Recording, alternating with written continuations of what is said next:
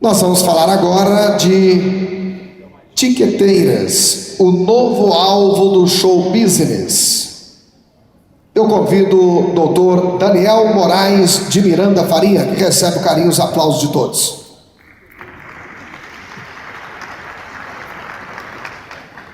Doutor Daniel é advogado, graduado em Direito pela Universidade Católica de Pernambuco em 2003 e especializado em Direito Tributário, atuante nas áreas de Direito Tributário, Civil, Empresarial, Autoral e Entretenimento.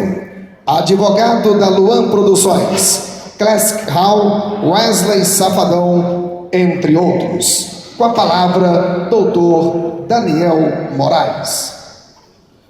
Boa tarde, pessoal. É um prazer mais uma vez estar aqui no Congresso da ABRAP.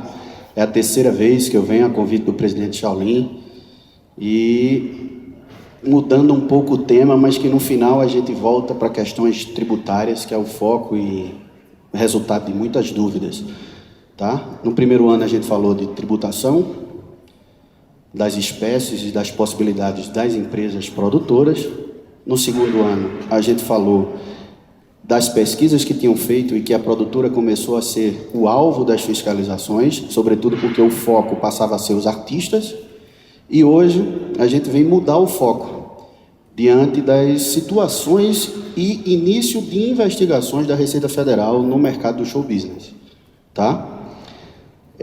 O tema ficou tiqueteiras.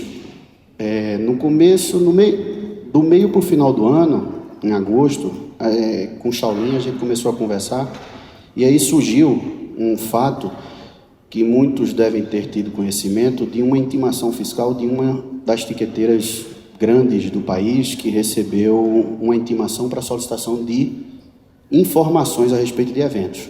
E disso partiu o interesse da ABRAP, desse estudo e desse painel hoje apresentado. João? Eu vou falar um pouquinho no começo do bilhete, para chegar nas tiqueteiras e aí a gente ir para o foco da atual situação dessas peculiaridades. No início dos eventos, onde a gente fazia, né, eu coloco, porque eu sou um pouco, vivo tanto esse mercado da produção, um pouco produtor. Nos inícios dos eventos, nem sequer existiam bilhetes, tá? Faziam-se festas, se cobrava um valor de entrada, onde não tinha esse controle de acesso, onde não tinha esse controle de público presente, e muito menos um controle financeiro, que era um fechamento no final da festa e veria na hora se tinha dado resultado positivo ou negativo. Diante do crescimento desse mercado de entretenimento, tu passa para outro, João? Começou a haver uma evolução no próprio bilhete, tá? E aí começou a criação do ingresso físico, e aí passou-se a ter um pouco mais de controle de acesso, um controle básico do público presente, um controle básico de arrecadação. Mas junto a isso começou a surgir a falsificação dos ingressos. E os produtores de eventos começaram a pensar como evitar essa falsificação. E veio mais uma evolução. Começou-se a incluir itens de segurança nos bilhetes, controle de acesso rigoroso, um público presente e um controle maior, um controle financeiro aprimorado, uma redução da falsificação. Mas isso começou a ter um aumento de custo, porque à época fazia-se ingresso em gráficas. E as gráficas começaram a ter que se adaptar ao mercado, criando marcas d'água, criptografia, hologramas, o que seja, para atender esse mercado. A falta de praticidade começou a incomodar, o investimento em tecnologia e impressão começou a ser não tão atrativo para as produtoras, porque o custo ficou um pouco mais alto dessas impressões. E aí começou, vendo o mercado, né, alguns produtores, uma coisa que eu estava conversando com o pessoal lá fora, passaram a se aventurar também nesse mercado de tiqueteiras. Então hoje existem produtoras que também têm tiqueteiras funcionando. Essas tiqueteiras surgiram de uma terceirização dos setores do evento. Então começou o produtor a terceirizar essa etapa, esse serviço. E aí começou as especializações da bilheteria. Com o surgimento das tiqueteiras, começou-se a configuração de ingressos, disponibilização dos ingressos e as vendas dos ingressos ficar inicialmente todo na tiqueteira. Vendo um mercado mais amplo, as tiqueteiras começaram a evoluir. Passa, João. E começou-se a ter no mundo online, pegando um gancho do deputado aqui, começou-se uma ampliação do uso da tecnologia, a diminuição cada vez maior dos ingressos físicos, passando os ingressos a terem, no caso online, eles teriam um controle de acesso rigoroso, tá? De acesso rigoroso, um controle de público presente, em tempo real, inclusive, um controle financeiro em tempo real e acesso remoto, ou seja, a produtora hoje, fazendo um evento em outro estado, ela tem o controle em tempo real de quantidade de público presente, da quantidade de bilhete ainda a ser vendido, tudo isso. A dificuldade das fraudes, sobretudo com os QR Codes e das máquinas de leitura, e a eliminação e redução do custo de impressão. Isso evoluiu também pelo, que eu vou chegar no segundo ponto, do aumento da fiscalização, sobretudo das secretarias de finanças municipais, que começaram a querer validar lote de ingresso, e aí começa o custo. Eu validei um lote de 5 mil, preciso de mais 5, tem que validar. Sendo que é 5 mil, aí não vendeu, o que é que eu vou fazer com os ingressos? Perdi dinheiro. Então começou a ter uma ampliação do uso da tecnologia na venda de ingressos. E isso está sendo galopante. Cada vez mais vamos ter ingressos online. As tiqueteiras, vendo essa oportunidade, começaram a ampliar a forma de atuação. Então, criou-se novos modelos de terceirização e gestão, configuração e divulgação na comercialização dos ingressos e gestão de recursos do evento. Então, hoje, com a evolução da tiqueteira, tu passa, João, surgiu essa pergunta: com quem está a gestão financeira do evento? Isso é o que me causa mais dor de cabeça e preocupação. Tu volta, João, para o outro. Por quê? Os produtores viram na facilidade da terceirização da bilheteria uma forma de quase que terceirizar a gestão financeira de seus eventos. Então, hoje, todo o dinheiro do evento que usa de tiqueteira fica na mão das tiqueteiras. E o mau uso dessa operação tem já causado problemas, seja do ponto de vista contratual, seja do ponto de vista tributário, que a gente vai chegar um pouquinho mais além. Então, hoje, a gestão financeira, que sempre foi da produtora, está sendo, aos poucos, em uma velocidade tal de facilitação, porque é uma preocupação a menos que a produtora tem, a ficar nas tiqueteiras. E aí, João, passa para o outro. A importância, daí vem a importância da pesquisa das tiqueteiras. Dizer que o serviço da tiqueteira não é importante é importantíssimo. Tira uma carga da produtora de acesso direto e controle remoto, que é muito melhor. Ele destina a energia para outros setores do evento. Sendo que as tiqueteiras, elas precisam ser bem selecionadas. Surgiram milhares. No país existem várias. Umas pequenas, outras médias e outras grandes.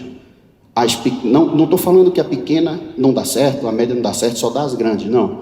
Mas há uma necessidade dos produtores de evento de pesquisar a idoneidade, como é que está a empresa. Porque todo o recurso da tua festa vai ficar na mão de um terceiro, que muitas vezes você não sabe nem quem é. Ou muitas vezes você não teve nem contato, né? Ele tem um representante no local, ele te vende esse serviço, mas você não sabe quem são os donos, como é que está a saúde financeira dessa empresa. Você vai deixar alguns bons trocados na mão dele de gestão. E daí vem a necessidade dessa formalização contratual, para que se tenha uma segurança jurídica, tanto da gestão financeira como da guarda desse dinheiro, a definição das bases contratuais, não deixar de modo informal, porque as tiqueteiras elas recebem um percentual em cima da venda dos bilhetes, e as responsabilidades legais, civil, trabalhista e tributária. Tá? Por isso que é a questão. Aí a gente vai entrar no foco. Eu estou sendo bem rápido na apresentação, porque eu tinha combinado com o Shaolin e verifiquei lá fora que muitas dúvidas vão surgir a respeito das coisas que eu vou começar a colocar. Então eu deixei a palestra um pouquinho mais para a gente tirar dúvidas do que mais ou menos explicar, porque é um mercado que vocês já conhecem. De quem é a responsabilidade tributária sobre os recursos geridos? Esse é o grande ponto. Todas as produtoras que vieram me questionar a respeito têm a errada concepção de que a responsabilidade dos recursos que estão na tiqueteira é dela. E não é. A responsabilidade 100% dos recursos que transitam nas contas da tiqueteira são das produtoras. Por que eu faço isso? Tem um outro painel, deixa eu ver qual é o outro painel, João. A produtora de evento, ela é responsável pelo evento, ela é responsável pela contratação de todos os serviços envolvidos, desde a grade artística aos terceirizados de palco, som, iluminação, o que seja. É titular dos recursos geridos pela tiqueteira, ou seja, cada real oriundo da venda de bilhetes é de responsabilidade tributária das produtoras, e ela é responsável legal tributária por qualquer fiscalização surgida a respeito dessa situação. Tu passa, João, por favor. E o que é que aconteceu com isso? No congresso passado, eu ressaltei aqui que o foco da fiscalização, sobretudo da Receita Federal, eram as produtoras. Por quê? Vários artistas estavam sendo meio que monitorados pelos valores recebidos e não declarados. O mercado de show business, não é novidade que eu vou contar, vocês sabem muito disso, causa um transtorno quando você chega para o artista e diz: eu quero a nota fiscal. Geralmente, quando ele emite a nota fiscal, ele joga o imposto em cima do valor do cachê contratado. Os valores que ele te passam, normalmente não são ditos, mas são valores líquidos, ou seja, se ele passa um cachê de R$10, ele já não conta com nenhuma tributação daquilo dali. Então, quando você fala em nota fiscal, ele diz: tudo bem, coloque minha tributação em cima e recolha mais. A mudança de foco... Não, João, pode voltar. A mudança de foco veio quando a Receita Federal está começando a imaginar que notificar a produtora para encontrar os recursos do artista não está funcionando. Por quê? Porque os cachês dos artistas e os valores de contratados de prestação de serviço são negociados. Os contratos são negociados. A forma de pagamento é muito bem amarrada, sobretudo em eventos de maior porte. Então, quando se há valores líquidos, vamos falar assim, sem emissão de documento fiscal, a Receita Federal não vai conseguir fazer o link. Seja porque os valores são pagos em dinheiro, seja porque o contrato está no mesmo valor da nota fiscal. E eles começaram a sentir essa dificuldade. E começou a pesquisar, como estão fazendo ano após ano, como seria mais fácil rastrear esse financeiro dos eventos. E descobriram a tiqueteira. Tanto é, como eu falei no início, que uma das grandes empresas tiqueteiras foi recentemente alvo de uma fiscalização. Pode passar. E mudaram esse foco. Então, o que é que eles encontraram nas tiqueteiras? A tiqueteira, hoje em dia, ela é detentora de todas as informações do evento. Quando eu falo todas, não vai ser estranho o que eu vou falar para muitos. Ela tem toda a movimentação financeira. E a movimentação financeira que eu falo não é simplesmente da venda de bilhete. Não. Não é incomum quando o produtor pede para que a tiqueteira pague o artista tal, com os recursos apurados do bilhete, pague o prestador de serviço tal, com os recursos apurados de bilhete. Ou seja, ele pulveriza todo o pagamento usando a tiqueteira como se financeira dele fosse. Então, ela possui toda a movimentação financeira, ela possui a identificação e o preço com realmente contratado de todos os prestadores de serviço, incluindo os artistas. Ela possui, e por uma intimação, se ela receber uma intimação para comprovação documental e prestação de informações, com base nos cruzamentos de dados da Receita Federal, ela vai ter que informar tudo. Então, pouco adianta eu chegar na Receita Federal e dizer que paguei R$200 mil ao artista Wesley Safadão, vamos supor. Eu estou lá com um contrato, estou lá com a nota. Mas, se a tiqueteira tiver sido informada, e isso não tiver muito bem tranquilo e formalizado, a tiqueteira vai dizer: não, eu mandei 400 para a conta do artista. E vai começar a ter problema. Então, isso vem acontecendo, não é uma, não são duas, nem três situações que já chegaram ao meu conhecimento. Tá? O cruzamento de dados via etiqueteira é muito importante. Então, esse mercado, quando a gente fala que ele é um único, né, a gente tem que estar linkado com tudo, até mesmo para a conservação da cadeia como um todo. As produtoras, até certo ponto, elas não tinham noção, não sei por falta de conhecimento ou falta de curiosidade, de que a responsabilização e a titularidade dos recursos administrados ou sob a guarda da etiqueteira era sua, tá? Isso acontece o quê? Quando ela parte dessa premissa equivocada. A ausência de recolhimento de tributos, as penalidades legais são imputadas quando verificadas e a possibilidade de criminalização, sonegação fiscal. Vou dar um exemplo. O que é que acontece com as etiqueteiras? A etiqueteira faturou com venda de bilhete 3 milhões de reais no evento X. Entrou 3 milhões de reais. Sendo que desses 3 milhões de reais, a produtora teve que pagar 1 milhão de reais de grade artística, 500 mil reais de estrutura, som, palco, som e iluminação, mais 200 mil reais não sei o quê. No final das contas, sobrou 300 mil reais, que é o lucro da produtora. A etiqueteira vai e faz a TED ou o toque, o que seja, para a produtora desses 300 mil reais. Sabidamente, de forma equivocada, claro, ele leva a contabilidade que o evento deu 300 mil reais. Ora, o evento não deu 300 mil reais, o evento deu 300 mil reais em lucro. Porém, existem tributos federais cuja base não é o lucro, é o faturamento. Por exemplo, o PIS e a COFINS. Então, eu teria que ter recolhido em cima do faturamento. Outra, o meu ISS da venda de bilhete era em cima do faturamento. Então, parte-se dessa premissa equivocada. Quando a gente cai numa fiscalização, ele vai tributar o PIS, a COFINS, em cima do total de venda de bilhete, o ISS vai vir em cima do total da venda de bilhete e vai dar o choque direto na contabilidade quando eu vou declarar que eu só recebi 300 mil. Eu não recebi 300 mil. Aquele 3 milhões de reais, que foi a apuração da venda do bilhete, é minha, da produtora, não é da etiqueteira. E conversando com várias etiqueteiras, eu chego a afirmar com absoluta certeza de que se elas sofrerem uma fiscalização, elas vão dizer que aquele evento X, realizado na cidade Y, na data tal, teve o faturamento de 3 milhões de reais. E que a etiqueteira, corretamente, recebeu 10%, 1%, 2%, que seja. Emitiu a sua notinha fiscal para a produtora e todo o restante é da produtora, que não foi contabilizado. E aí o que é que vai acontecer? Fiscalização, autuação fiscal, multa, se não abrir uma questão de responsabilização. Passa aí por outro, João, para eu ver.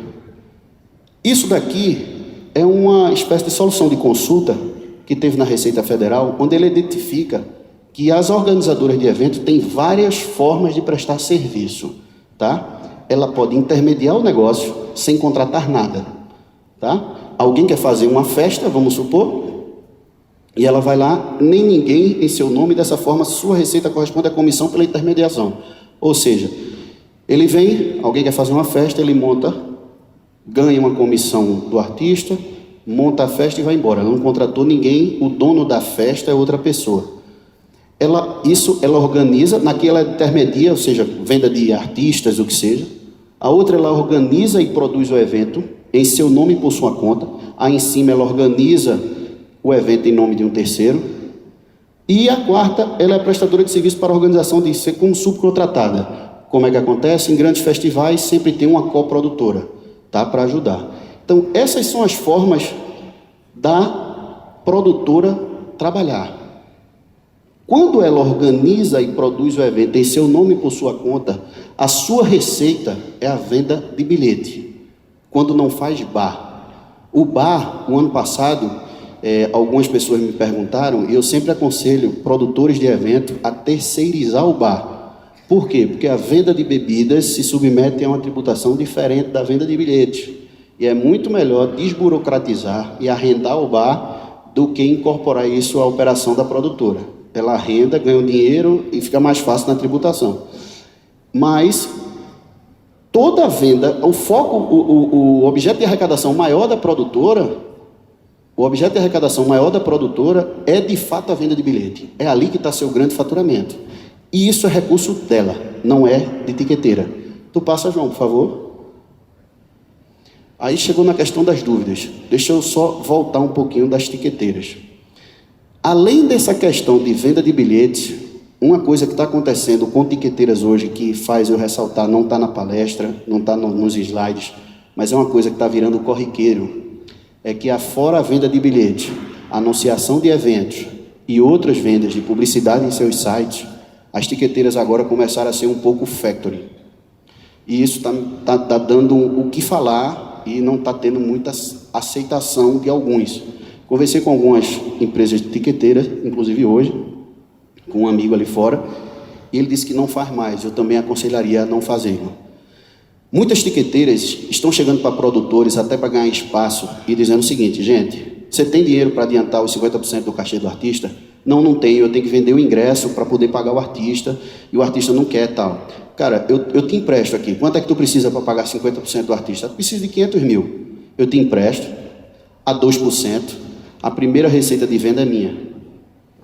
Gente, duas coisas. A primeira, pensa direitinho qual é a tiqueteira que tu está contratando, porque ela pode pegar, eu falo isso, depois eu vou falar do outro lado também do produtor. Ele está arrecadando todo o dinheiro do teu evento. Se ele sumir, a responsabilidade é toda sua. E não dá para resolver mais rápido. Outra, para o produtor, você está pegando um dinheiro de alguém a 2%, não é o serviço dela fazer isso. Se teu evento pode falhar, infelizmente, o evento ele pode ser cancelado até 24 horas antes, no dia da festa, você está pegando 500 mil e condicionando a devolução à venda de bilhetes. Isso não pode ser feito em forma contratual, isso abertamente, porque não é a função da tiqueteira emprestar dinheiro, o que ela está fazendo é isso. Não está lá no objeto das tiqueteiras. É uma coisa que eu venho falando há muito tempo para algumas tiqueteiras. Não é objeto da tiqueteira isso aí. E eu acho que a produtora já está terceirizando demais essa atividade. Essa gestão financeira dos recursos não pode ficar na mão das tiqueteiras. Porque as tiqueteiras, na realidade, ela até pode de forma controlada, tá? Essa sistemática hoje das tiqueteiras fazerem pagamentos por conta e ordem, eles podem ser feitos desde que sejam da forma correta, tá? Os recursos são da produtoras. É como se a tiqueteira passasse o recurso para a produtora e a produtora pagasse o artista. O fato da tiqueteira estar pagando direto não exime a produtora de declarar aquele valor. Aquele valor é da produtora, tá? Então ele tem que ser levado. Essas preocupações da tiqueteira, da forma de tributação, da sistemática de tributação das empresas, isso vem sendo bem estressado nesses congressos, porque eu creio que vem gerando muita dúvida, né? Seja do regime melhor, seja da forma que contrata. O mundo do show business tem ficado cada vez menos informal, e assim que eu tento trocar conhecimentos dessa forma. Façam bons contratos, elejam bem as tiqueteiras, é um caminho sem volta. A tiqueteira ela vai existir, ela precisa, o show precisa da tiqueteira, seja de proteção, seja porque diminui custo, perda, desperdício, não tem mais como voltar. Os ingressos hoje, físico, eu estava conversando com um amigo lá fora, eu digo, rapaz, eu posso até arriscar que hoje eu acho que 10%, 15% é ingresso físico. Hoje em dia é tudo online. O cara a pessoa imprime o voucher em casa e leva lá, ou no próprio celular leva o QR Code. Então, o fato de aumentar o preço um pouco por esse controle, esse preço é meio que minimizado na ausência de desperdício de ingresso físico com criptografia, holograma, o que seja. Então é isso, eu deixei um espaço maior para dúvidas, o que seja, sobre esse mercado de etiqueteiras, sobre a questão de tributação de faturamentos e tal. E não dá tanto tempo, porque a gente teve um adiantado de hora e ficou meio curto. Então eu busquei achatar um pouco a apresentação. Eu fico à disposição de vocês para esclarecimento, tanto essas questões de ticket, como da produção, tributação, o que seja, tá bom? Muito obrigado mais uma vez pela oportunidade. Desculpe o tempo curtinho, mas foi o que deu, tá? Obrigado. Nós agradecemos ao Dr. Daniel Moraes de Miranda Faria. Alguém tem alguma pergunta, algum questionamento? Em alguns eventos, principalmente em teatro, que é mais a minha realidade, os contratos são feitos em parceria, muitas vezes, em cima de percentuais, 60-40, 50-50, e isso depende de cada caso. Mas, algumas vezes, a produtora nacional, no caso a produtora do artista, recebe seus 60% e ela emite uma nota fiscal contra o produtor local, dizendo que recebeu X valor correspondente a 60%. Só que ele não pode tirar de mim, ele é meu sócio naquele evento, nesse caso, porque se ele tirar uma nota fiscal de 60%, eu vou ter que tirar a nota fiscal do todo. Mas o todo não é meu. Tá. Como é que eu procedo nesse Vamos caso? lá. A primeira coisa que a gente precisa explicar, nesses contratos de parceria, que acontece também com artistas de música, ele é teu sócio apenas na bilheteria. No bar, geralmente ele não ganha. Nos patrocínios, geralmente ele não ganha. Então, a forma de remunerar ele é que é percentual. E aí, a nota fiscal, se for assim contratada, realmente é daquele valor. Simplesmente ele só vai definir o valor após o fechamento do caixa, né? Após o apurado do evento. Então, ele emite lá, tem R$1 milhão, vamos supor. Você fica com 40%, vai 60% para ele vai te emitir a nota de 60%, de 600 mil. Né? Agora, você que apurou R$1 milhão, vai ter que declarar R$1 milhão para pagar PIS, COFINS, dependendo do seu regime de tributação. Então, qual é a forma melhor? Ou você faz uma sociedadezinha com ele, aí ele é teu sócio, e existe um modelo, sim, hoje muito utilizado em grandes eventos, que eu até falei em outra oportunidade, que são as sociedades em conta de participação, onde aquele que vai prestar o serviço não é sócio de fato, ele é sócio de fato, mas não é o sócio, chamado sócio participativo, participante. O outro é o sócio ostensivo, que reúne toda a responsabilidade. Então, ali, a tributação é uma só, e quando divide, já não tem mais tributação embaixo. Então, tributaria-se R$1 milhão, você receberia seus 400 sem tributo e ele os 600 sem tributos. Mas não é todo artista que quer constituir sociedade. Então, a forma que você contrata é que define se ele vai ser teu sócio ou não. O fato dele ter um percentual na bilheteria não o torna sócio. É simplesmente uma forma diferente dele receber o cachê dele, entendeu? Que ele está colocando um pouco no risco, geralmente tem uma garantiazinha mínima e tal, né? Entendeu? Tem mais alguém? Meu nome é Ângela, eu sou da produtora Arte BHZ aqui de Belo Horizonte. Prazer, Ângela. Prazer. A dúvida é a seguinte, dúvida não, a gente faz um evento aqui no teatro que o contrato é feito com o teatro com dois concessionários, tá? Que seria a gente e o artista. E no final, após apurada a receita, vai direto para a conta dele. Não é nem a etiqueteria que manda não, passa para a conta do teatro. E o teatro manda uma ordem de pagamento direto para o artista. Certo? Certo. E o percentual é decidido após... não tem o percentual antes, que a gente tem que apurar outros custos para poder definir o que é. Uhum. E, nesse caso, o imposto seria integral? Para mim é um pouco diferente da situação passada por ele. Sim. Porque, na realidade, vocês dois, a tua produtora e o artista, contrataram com o teatro. O teatro apura os valores e divide, tá? Então, nesse contrato eu poderia interpretar como existência de uma sociedade de fato, tá? Onde eu tenho um percentual e ele tem outra. Não é que o dinheiro todo foi para mim, não.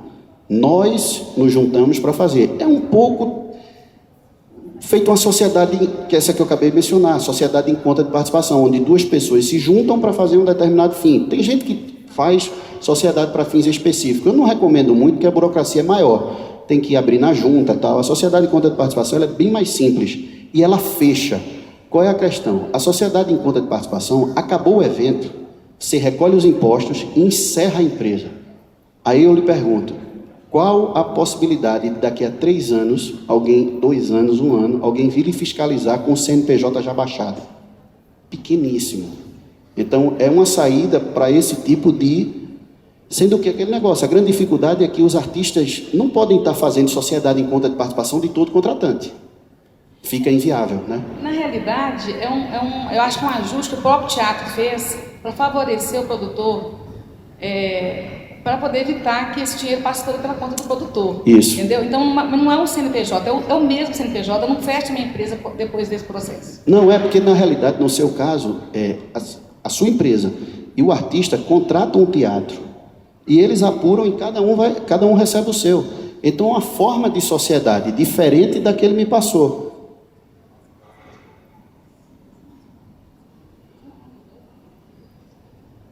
Ok? Ok. Tá. Obrigada. Tem mais alguém? Oi. Boa tarde, meu nome é Vitor. Prazer, Vitor. Minha pergunta é, o que você acha que a regulamentação do marketplace vai impactar nisso tudo? E, de uma forma macro, o que você acha que se as tiqueteiras estão preparadas para a regulamentação e também se os produtores também estão preparados para isso? As tiqueteiras eu acho que estão mais avançadas do que os produtores, porque o mercado dela é bem mais específico. Ela começou na venda de bilhete de forma restrita e ela está ampliando o negócio. O que eu entendi como a terceirização da produtora, com toda honestidade, é menos um trabalho. O produtor, ele fala assim, rapaz, eu vou contratar um financeiro para ficar aqui, eu vou colocar a tiqueteira, eu fico aqui acessando o sistema e não precisa do financeiro. Depois, quando sobra, vem o dinheiro para mim.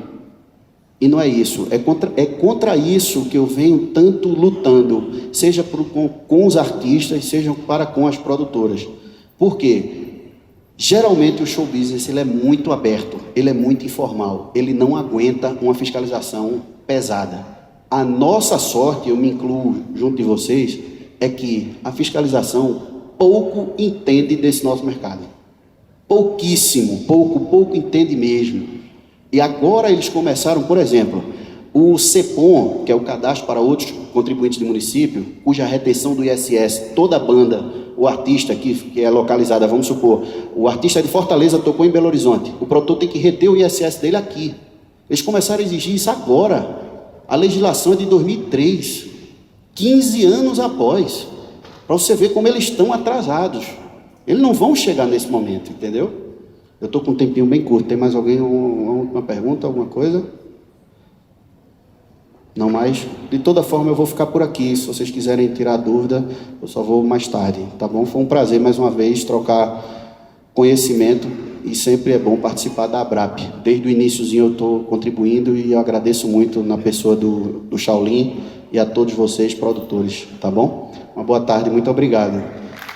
Nós agradecemos ao Dr. Daniel.